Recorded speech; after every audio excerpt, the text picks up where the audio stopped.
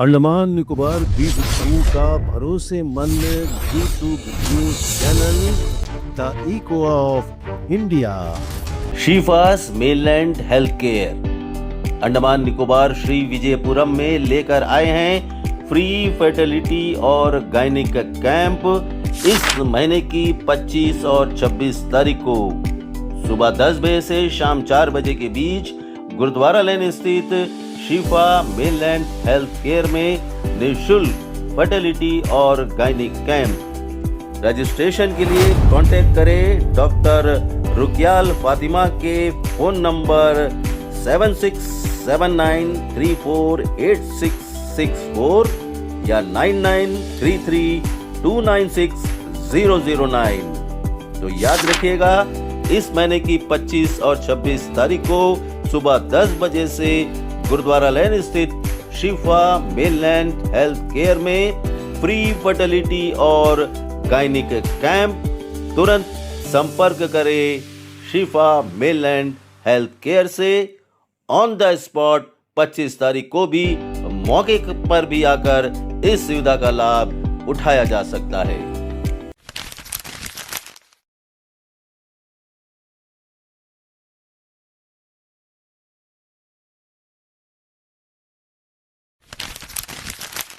नमस्कार, the echo of India news channel में आपका स्वागत है। मैं राकेश चंद्रलाल।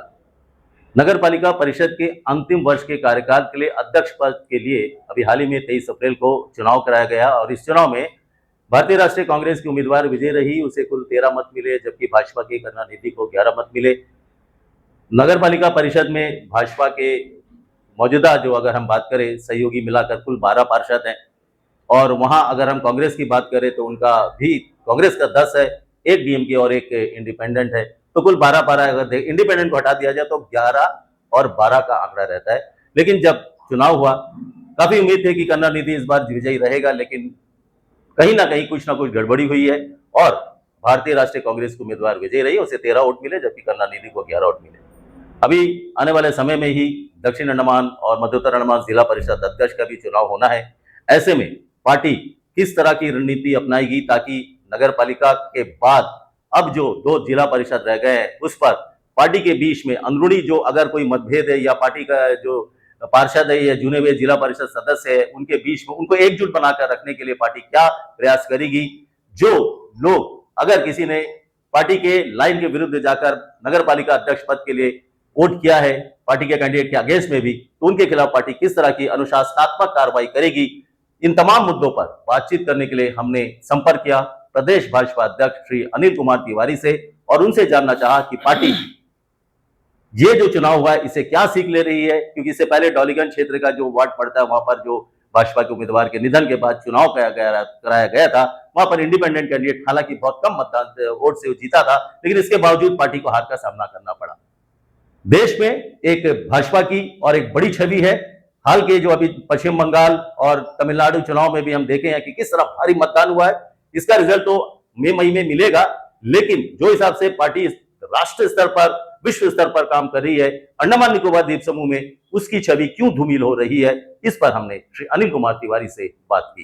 राकेश जी, आपका बहुत बहुत स्वागत है।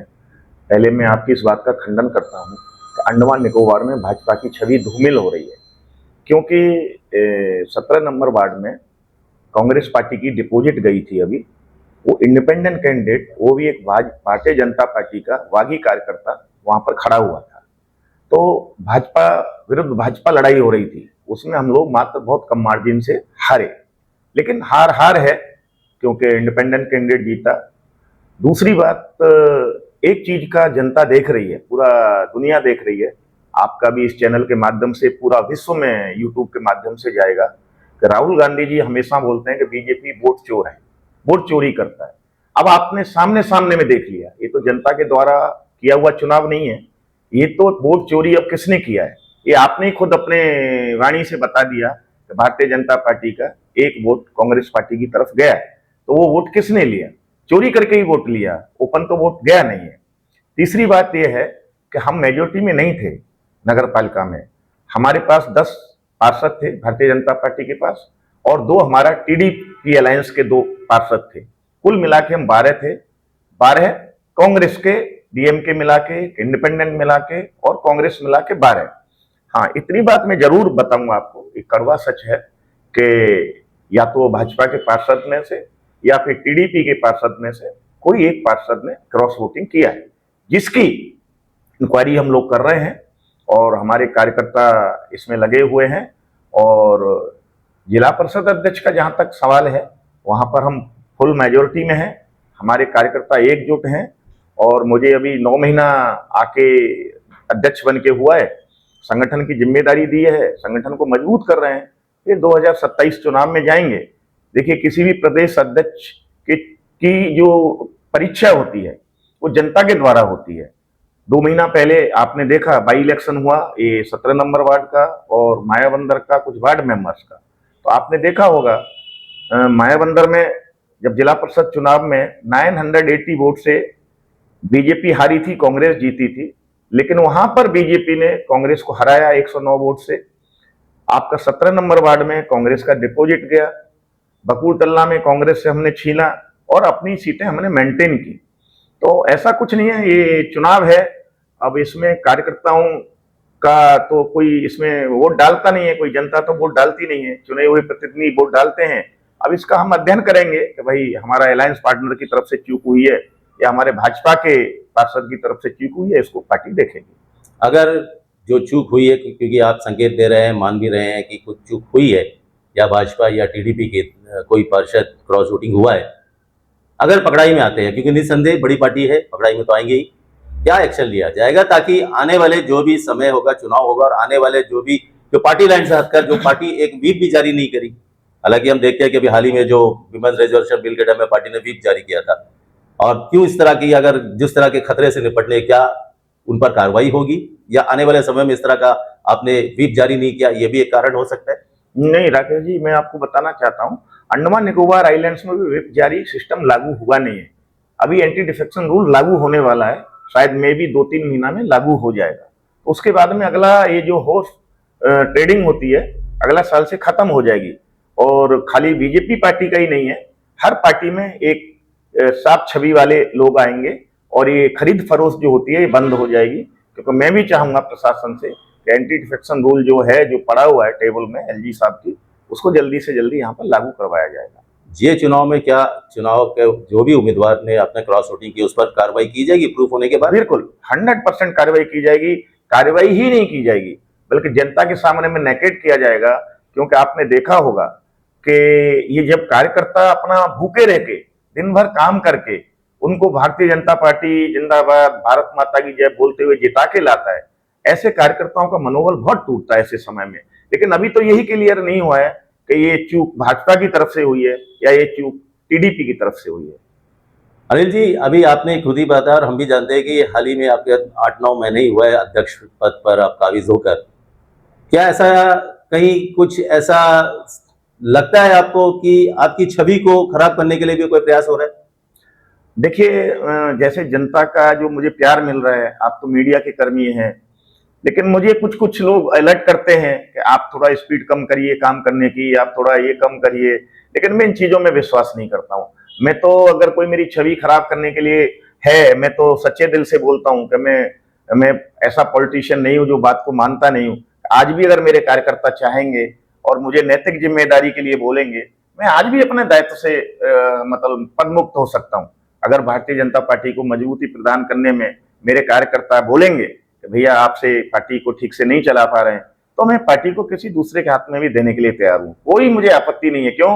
भारत माता की जय होनी चाहिए, ये माँ भारती विजय होनी चाहिए। खाली क्या है, आपने देखा होगा पूरा देश के अंदर में जिस तरह से भारतीय जनता पार्टी आगे बढ़ रही है, और मैं इतना विश्वास दिलाना चाहता हूं जिस तरह से संगठन में काम बढ़ रहा है, जिस तरह से हमारे सारे मोर्चा, महिला मोर्चा, युवा मोर्चा, ओबीसी मोर्चा, किसान मोर्चा, माइनॉरिटी मोर्चा जो बढ़ के काम कर रहा है, हमारी महिलाएं। देखिए, मैंने इस कमेटी बनाई थी, इसकी शिव सिंह कन्वीनर थे, शीला सिंह जी को कन्वीनर थी, उसके बाद में आर विमोद जी को कन्वीनर थे। इतनी मेहनत की है इन लोगों ने। आप बताइए, एक महिला होके घूमना, हमारे समय में ऐसा नहीं था। बीच में कहीं से बीमारी आई, होटलों में रोकना, होटल में रुकना। अगला साल से यही कोशिश करूंगा कि राजनीति बहुत साफ हो और जनता को भी अच्छा लगे। जिस भी राजनीति को सपोर्ट करते हैं, चाहे कांग्रेस को सपोर्ट करें, चाहे बीजेपी को सपोर्ट करें।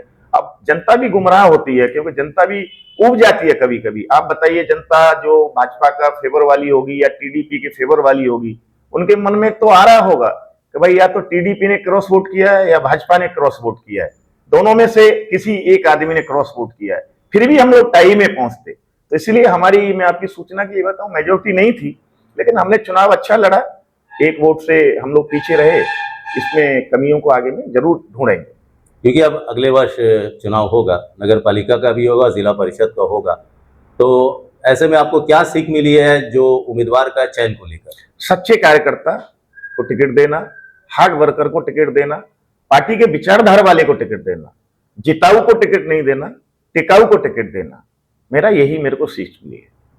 बहुत बहुत धन्यवाद, नमस्कार। थैंक यू, बहुत बहुत। शीफास mainland health care Andaman Nicobar Shri Vijayapuram में लेकर आए हैं फ्री फर्टिलिटी और गायनिक कैंप इस महीने की 25 और 26 तारीख को सुबह 10 बजे से शाम 4 बजे के बीच गुरुद्वारा लेन स्थित शीफा मेनलैंड हेल्थ केयर में निःशुल्क फर्टिलिटी और गायनिक कैंप। रजिस्ट्रेशन के लिए कांटेक्ट करें डॉक्टर रुकियाल फातिमा के फोन नंबर 7679348664 या 9933296009। तो याद रखिएगा, इस महीने की 25 और 26 तारीख को सुबह 10 बजे से गुरुद्वारा लेन स्थित शिफा मेनलैंड हेल्थ केयर में फ्री फर्टिलिटी और गायनिक कैंप। तुरंत संपर्क करें शिफा मेनलैंड हेल्थ केयर से। ऑन द स्पॉट 25 तारीख को भी मौके पर भी आकर इस सुविधा का लाभ उठाया जा सकता है।